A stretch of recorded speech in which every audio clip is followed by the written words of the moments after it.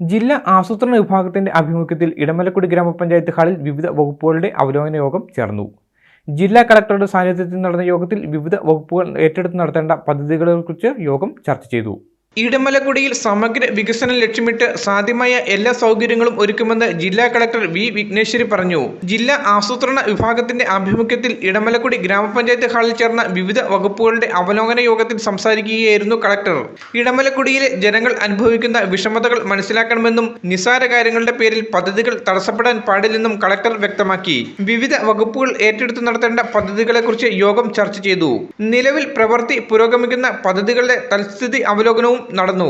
ദീർഘകാലമായി പ്രദേശം നേരിടുന്ന വിവിധ വിഷയങ്ങളെ സംബന്ധിച്ച് ജനപ്രതിനിധികളിൽ നിന്നും പ്രദേശവാസികളിൽ നിന്നും യോഗം അഭിപ്രായം തേടി. വരും ദിവസങ്ങളിൽ വിഷയാടിസ്ഥാനത്തിൽ പ്രത്യേക യോഗങ്ങൾ നടത്തി പ്രവർത്തന പുരോഗതി വിലയിരുത്തുമെന്നും കളക്ടർ അറിയിച്ചു.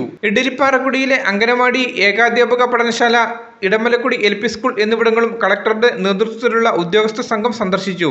Devikulam sub collector VM Jayakrishnan, ജില്ലാ പ്ലാനിംഗ് ഓഫീസർ ദീപചന്ദ്രൻ, വിവിധ വകുപ്പുകളുടെ ജില്ലാതല മേധാവികൾ, ത്രിതല പഞ്ചായത്ത് ജനപ്രതിനിധികൾ, ഊരുമൂപ്പന്മാർ എന്നിവർ യോഗത്തിൽ പങ്കെടുത്തു. News bureau, Edamalakkudi.